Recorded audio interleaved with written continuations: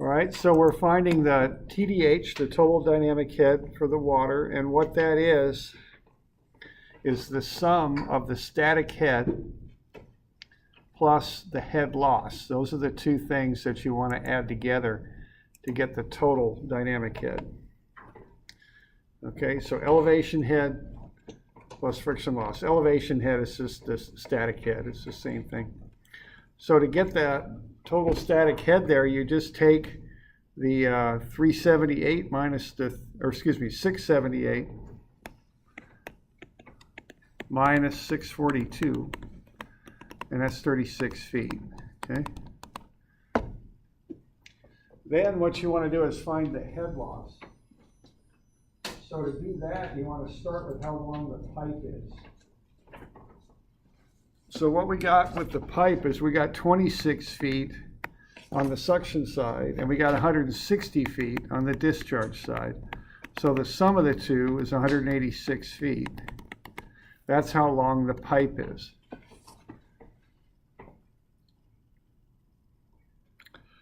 All right, now what we want to do is we want to find the equivalent length of the fittings. See, the length of the pipe will get us the standard head loss, but we also want the minor loss. Now to do that, you know, we're going to start with our L over D, but multiply it by the diameter. We want the diameter of the pipe in feet. Okay, so we take 8 inches times a foot to 12 inches. That's 0.667 feet for the pipe diameter. Okay. Then we look at the fittings. We got 2 standard elbows, and they have an L over D of 64, and then we multiply that by the pipe diameter in feet. So 2 elbows, L over D 64 times D gets us 85.3. So those 2 elbows have the same head loss as 85.3 feet.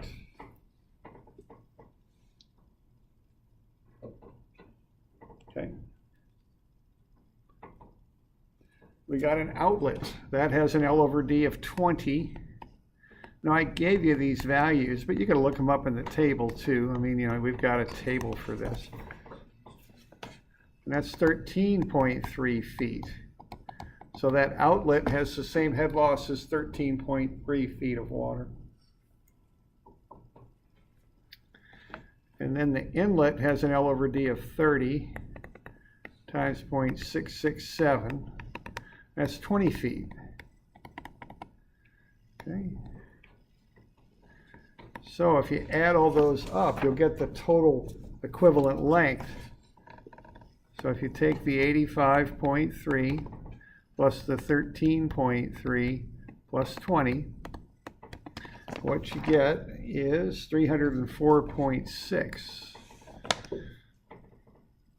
Maybe not. I think you get 118.6. There we go.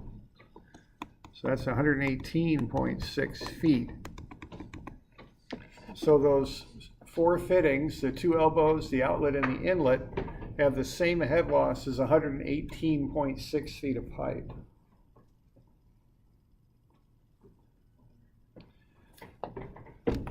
We're doing all right? Any questions? Okay. Okay. Now we got 186 feet of actual pipe, plus we got 118.6 feet of equivalent length. So when we add those together, we get 304.6 feet. So that's the total equivalent length of our system.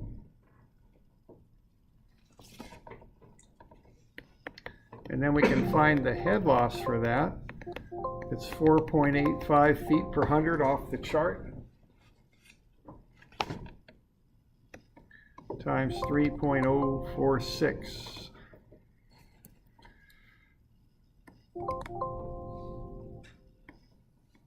100-foot lengths, and that'll get us that head loss. It's 14.77. Okay. And so to get that TDH, which is what we want to find here. That's the energy that the pump's got to give to the water. We take the 36 feet from up above, which is the total static head, and then we add the 14.77 head loss to it. And that'll get us the total energy that we have to provide to the water to make it do that, to overcome the friction losses and also to rise the 36 feet. Okay. So that's the process. So on this stuff, I think you want to keep the forest straight on this. You're taking the total lift of the water, the total static head, and you're adding the head loss to it. And then you get into the trees. But just when you get into the trees, just keep the forest in mind. What you're doing is finding the total lift plus the head loss. There's a lot of steps to find the head loss. You know, I know that, but that's what you're doing. Just keep that in mind. You're finding the equivalent length of the fittings, you're adding that to the length of the pipe, and then you're finding the head loss for that total equivalent length of pipe. Okay.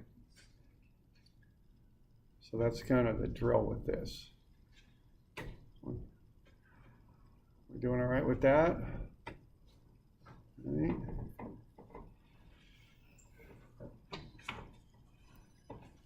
Okay. You two can do hydraulics, so why don't you try the next one there. This next one's a static lift pipe or pump, but it's the same process. So find the total static head, start with that, and then kind of go from there.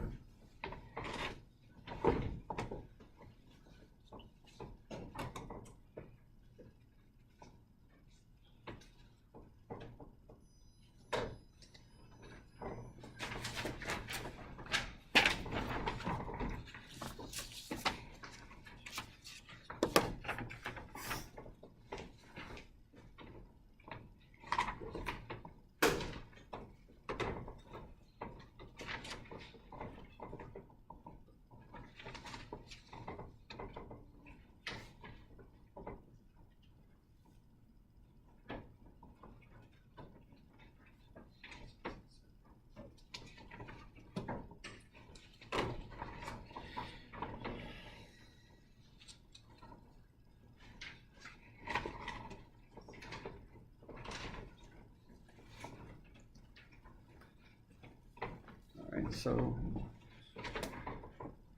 got 125 feet for the static head. Okay. Static head, there ain't much to it. Just take the top elevation minus the bottom. That's how high you got to lift the water. That's one of the main things the pump has to do. So 619 minus 494, 125 feet. Okay. So that's step number one. Now step number two is figure out how much pipe you got. And there ain't much to that. You're given the numbers for the suction side and the discharge side. So just add them up. You'll get the length of the pipe. Okay. That looks something like 172 to me, I think.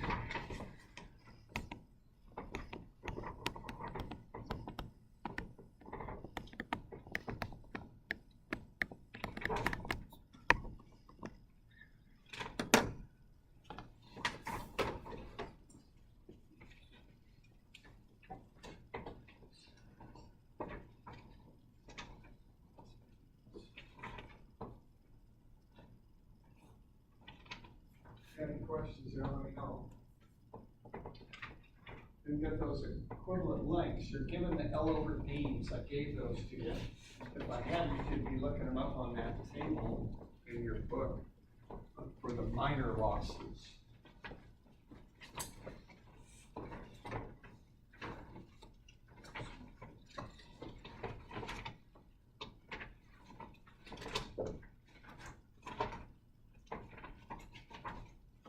Table is on 123, but you don't need it because I gave you the L over D's right on there.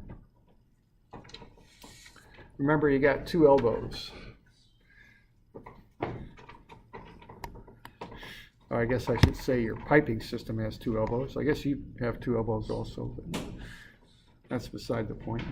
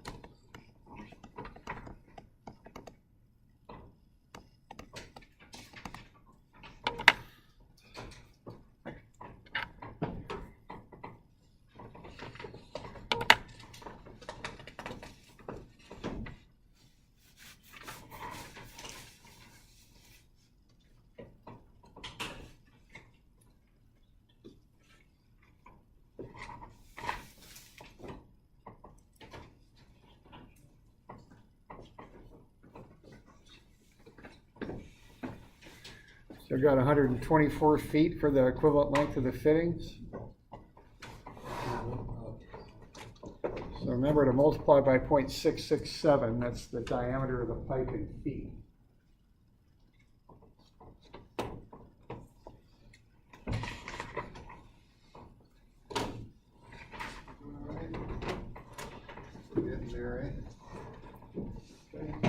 Now, I'll get you some homework on this stuff, and this will be on the final and all that. So, just like I charted out the steps, I'm doing that on purpose, right? So you just got that template of how to do this. Okay, just bang, bang, bang, just walk it on down. And also the bigger point is you're finding the elevation, how high you got to lift the water, but you got to push it through the pipe, and that has friction loss in it, right? When you do that, and so you got to account for that too. So you have those two things together. There's a lot of little steps in getting that friction loss, but keep in mind that's what you're doing. You're just finding the friction loss. Okay? So again, kind of, don't, what's that saying? Don't miss the forest for the trees or something like that. I mean, just keep in mind what you're doing here, okay? So we got 296 and then 4.85 feet times 2.96. And that's 14.36. All right. So you got to lift the water 125 feet, plus you got to overcome 14.36 feet of head loss, and that's 139.36. Okay. Feet. There we go. So 139.36. We good with that? Doing all right? Okay. 125 plus 14. Boy, 3.6. Yeah, I busted that. 3.6. Thanks. There we go. All right.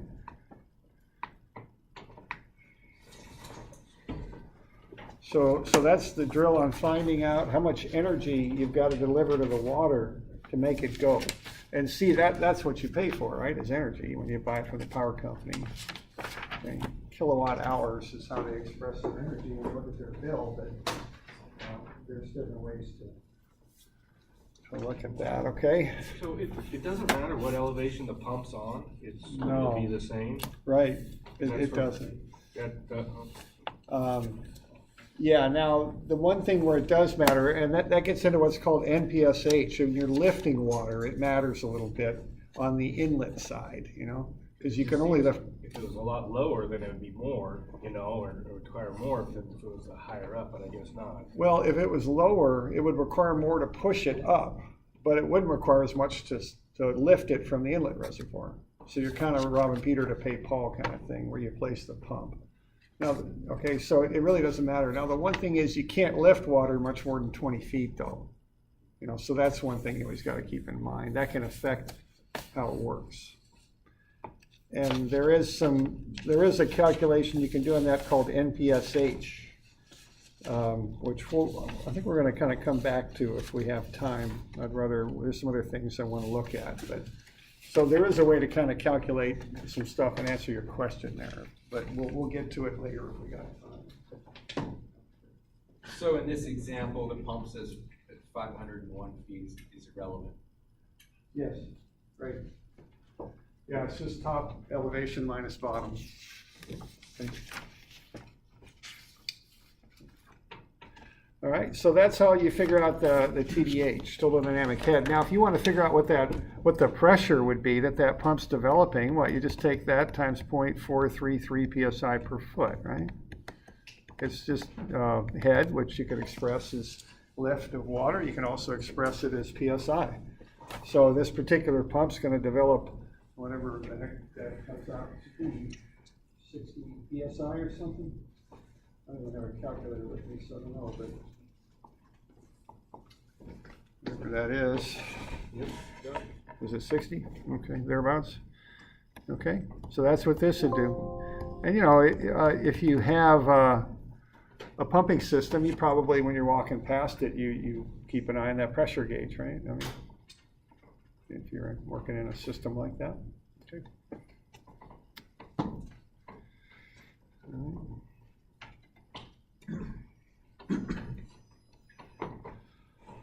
All right, now let's have a look at a little bit more than just this. Let's see what we do with this number. All right, now if we're going to size a pump, now the number we just covered is how much energy you're using to do this job, and that's what you're going to buy from the power company. Now, if you're going to size the pump, you're going to be interested in the power that this requires. Okay, so what power is a combination of energy, which is sometimes also called work, but also time, okay? So what energy is, or work, they're the same term, and it's actually a term that's used in physics. They talk about work, which is energy. What work is taking a weight and lifting it a distance.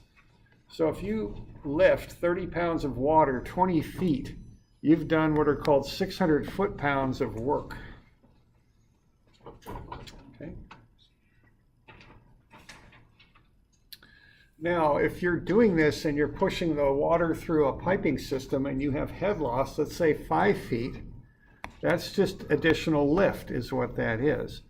So if you've got your 30 pounds of water, you lift it 20 feet, plus you overcome 5 feet of head loss, what you've done there is 750 foot-pounds of work. Okay. So to get what we call work in physics, we just take the force, which is the weight, and multiply it by the distance that we've raised it. Right. Now, think if you got a trailer, a horse trailer or something, and you're going to pull it up a mountain. Well, you could use a small truck, a Ford Ranger or something, and maybe pull that trailer up. But my guess is if you use an F-250, you could pull it faster. Okay. So there's another thing that we look at beyond work and energy. It's called power. Power is the ability to do work fast.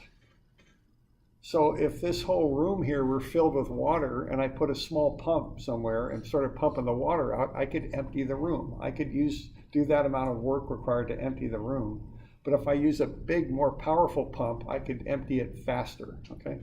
So both things can do the amount of work. It's just when you've got power, you can do the work quickly. That's the idea, okay? So to get power, what we do is we take the work and we divide it by the time that it takes to do it. Right? And for example, back in the, I guess it was the 1700s, in England and Wales, they started kind of running out of trees to burn for energy, because they used a lot of their trees to build ships and such. They started digging coal, because they had coal deposits that were pretty shallow. And it was pretty nasty work. You know, they'd often send people down below ground there to dig this stuff out. And then they started getting a little bit below the water table. So these mines would start to fill up with water. So what they did there, they used the current engine of the day, which was a horse, to lift the water out of the mine, okay? And somebody figured out that an average horse could lift, let's say, 1,000 pounds of water 33 feet in a minute, okay? So 1,000 pounds by 33 feet, that's the energy, but the horse could do it in a minute, and that's the time element. So what they ended up doing is calling a horsepower 33,000 foot-pounds per minute, okay? 33 feet times 1,000 pounds, that's the work, that's 3,300 foot-pounds, excuse me, that's 33,000 foot-pounds, and they could do it in a minute's time, okay? And the reason this person figured this out is, see, if you have a draft horse, you gotta have a barn, you gotta feed the horse, you gotta take care of the horse, all that, it costs money, right? So what was going on here in the 1700s is they had their iron technology advanced enough where they could make a steam engine. And this is James Watt. He's going around to these mine owners and saying, hey, I can sell you this steam engine. It'll do this amount of work, equivalent to this many horses, and it'll be cheaper than keeping a horse. See? That was the idea. Okay? So that's where the term horsepower comes from. So, you know, my dad's 67 Corvette actually did have 350 horses under the hood. It really did. I mean, that's a actual equivalent statement, you know. Supposed to be. Actually, you know, it's funny, Watt was not a marketer, Watt was an engineer. See, the actual number was actually a horse could be about 220,000, 22,000, I'm sorry. But Watt, just to be safe, factored that up by 1.5, just so he wouldn't be telling anybody any lies. So you could tell which side of the operation Watt was on. Watt was the engineer. Watt was not the marketing department. See, marketers might have handled that one a little differently. Okay. All right. So that's what a horsepower can do, 33,000 foot-pounds per minute. Okay, now let's kind of get this related to pumping now. What your pump does is it delivers what we call water horsepower to the water to make it move. Okay? The power delivered is a combination of the TDH that we just calculated and the flow rate. That'll get you the power. So what we've got is a horsepower is 33,000 foot-pounds per minute. A horsepower then is the flow rate, which is in gallons per minute. We want to get that into pounds, so we multiply that by 8.34 pounds per gallon. Okay, so that gets us pounds per minute when we do that. And then we multiply it by the head, the TDH. And that gets us the feet. And then we've got foot-pounds per minute, so we convert into horsepower by dividing through by 33,000 foot-pounds per minute per horsepower. So we can simplify that stuff and turn it into this, and this is on your formula sheet. So horsepower is flow in gallons per minute times the head, which is TDH. And then there's one conversion factor we can use to straighten everything out, and what that is 3960, okay? So if you take gallons per minute times TDH and divide it by 3960, you've got the horsepower, is what you've got, okay? And that's all you got to do. And so what this 3960 does is combine the 8.34 and the 33,000 into one conversion factor. That's what it does. So it saves you trouble. All you got to do is take GPM times TDH over 3960 and you've got power, horsepower.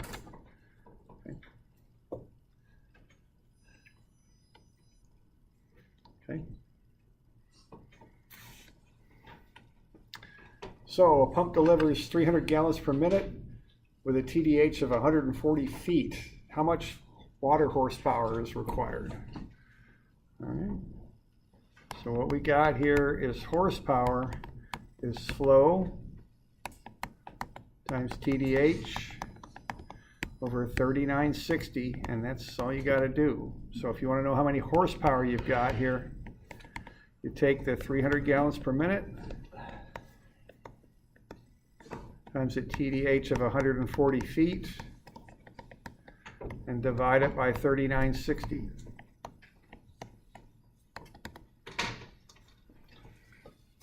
And what you're going to come up with is 10.6. And that is a horsepower. It's what's delivered to the water, so I call it WHP, water horsepower. That's what I got to deliver to the water to make it do this. So if I want 300 gallons per minute to flow against a TDH of 140 feet, I've got to apply 10.6 water horsepower to that water. Okay, that's what I got to do.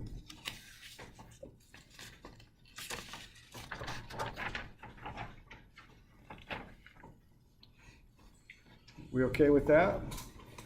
All right.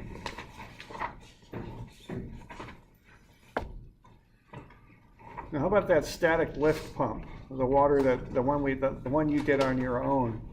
What was the TDH for that again?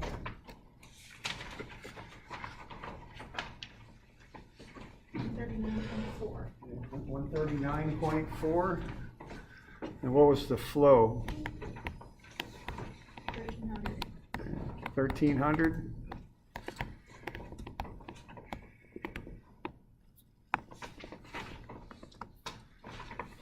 So what's the water horsepower with that? Okay.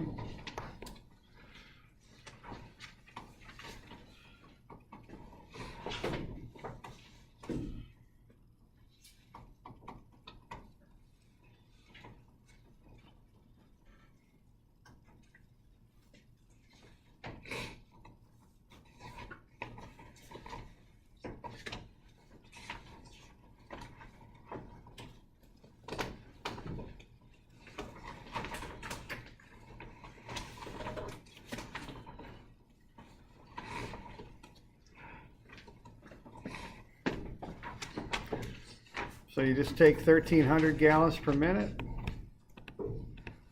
times 139.4 feet, and you divide it by 3960, which is the conversion factor. And what do we get out of that? 45.50, something like that?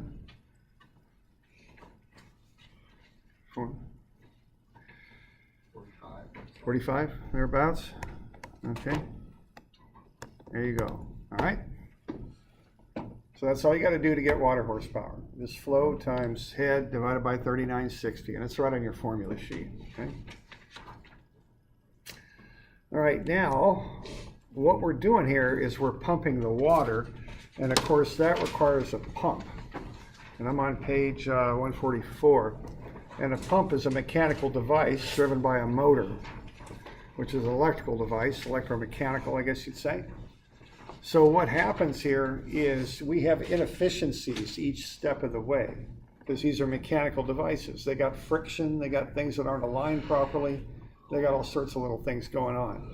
So what you got water horsepower, that's what you deliver to the water, but you've got what we call brake horsepower coming out of the motor and into the pump.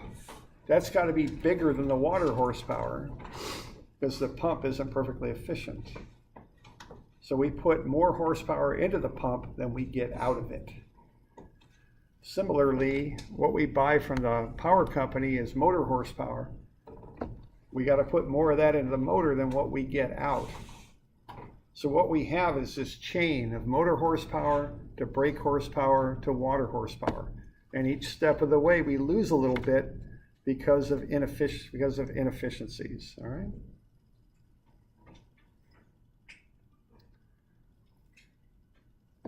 So motor horsepower is delivered to the power company. That enters the motor. Now, unfortunately, they don't use horsepower when they sell you electric power. They use a metric unit called kilowatts. Well, horsepower is 0.746 kilowatts. if you ever look at your water bill, or your, your power bill, you're billed for kilowatt hours is what you're billed for. Okay.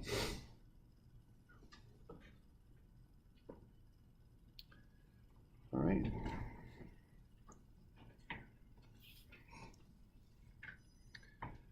All right, so efficiency is what you get out versus what you put in. That's what efficiency is.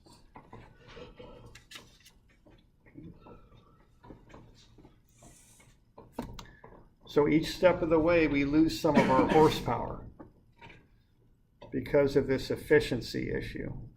Any sort of mechanical device has efficiency problems. It's not perfectly efficient. So the brake horsepower is the motor horsepower times the efficiency of the motor, and the water horsepower is the brake horsepower times the efficiency of the pump. Now, efficiency is usually expressed as a percent. It's always less than 100, of course, okay? So if I've got 26 motor horsepower,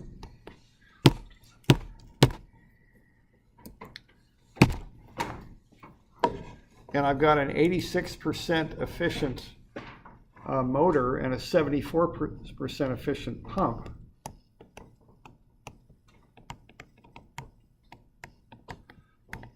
what I'm going to do, if I want to get the water horsepower that I'm going to deliver, I'm going to take that motor horsepower that comes to the pump, I'm going to knock it down to 86% because the motor is only 86% efficient. I'm going to take that number, which is actually the brake horsepower, I'm going to knock that down to 74%.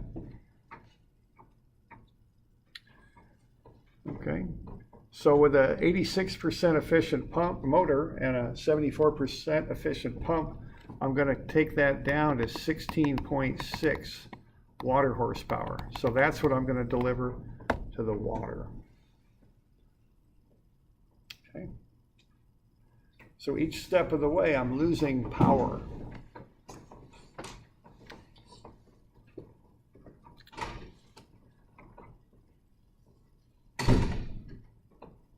Okay.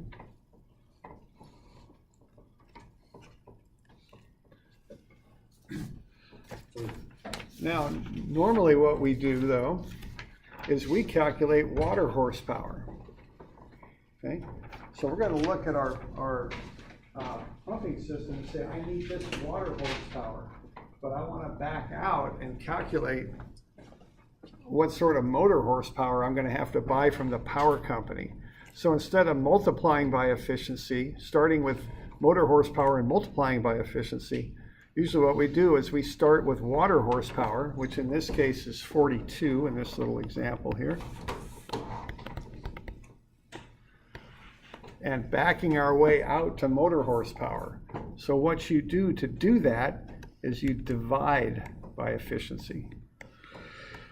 I got to make this number bigger because my motor horsepower is going to be bigger than my water horsepower.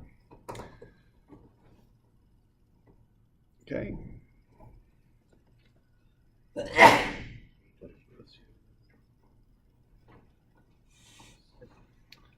So what I'm going to get here, if I require 42 water horsepower, and I've got a 79% efficient pump and an 86% efficient motor, what that means is I'm going to have 61.82 motor horsepower. So that's what I'm going to buy from the power company.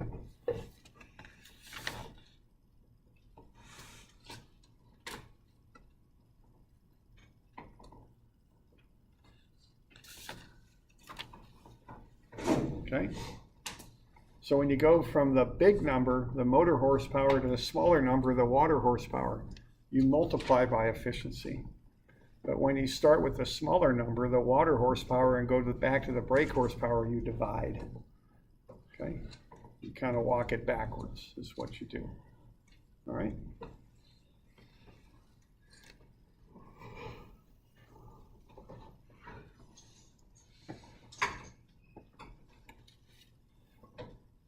All right, so let's say that we've got 45 motor horsepower. Let's see.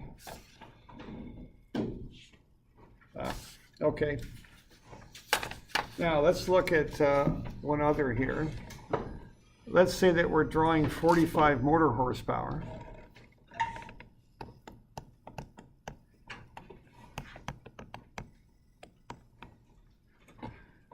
Okay. Let's say we're going to run for 6 hours a day. All right. And we know the cost of power is 11 cents per kilowatt hour. Let's get this one figured out. How much are we going to be spending a day for this? So 45 horsepower. Now what we know is there's 0.746 kilowatts in a horsepower. We know we're running 6 hours a day. And we know that the power costs 11 cents per kilowatt hour.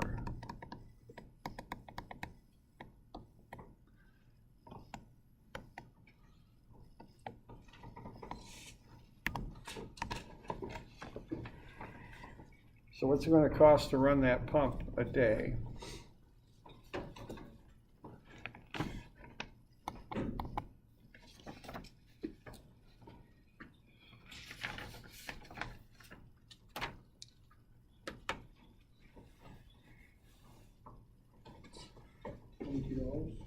Yep, $22.16. Okay. So, you know, there's a direct connection between your pump efficiency and what you pay when you buy energy. And you got to look at this when you're picking pumps. You got to look at how efficient they are. And it is kind of a game you got to play a little bit, or not a game, but it's something you got to analyze, because what happens to your maintenance costs as your pumps get more efficient? Maintenance costs? Well, yeah, okay, it depends. All right, okay, you're right. It's never as simple as this or that. But This is never as simple as that. yeah, you're right. Yeah, Peak hours. yeah, I know. You're right. Start of draw and. Yeah, right. There's a lot to this, but quite often when you start getting more efficient equipment, it gets more complicated. It can cost more. Let's just at least say that the base cost for it can be higher. I remember years ago when I bought a new furnace, the fella that was going to sell a furnace said, "We can sell you a high efficiency one, but it won't pay itself off. You know, you'll pay extra for it, but you won't recover that money with lower bills over 20 years. It's not going to happen." The difference in cost between like an 86 Yeah. efficiency motor and a 90 efficiency motor is huge. Yeah, right. And you just don't. It's just you don't get enough efficiency out to justify the cost sometimes. So you do have to look at this a little bit. All right. All right. So why don't we start working on some of these? And, this is our last week before the final.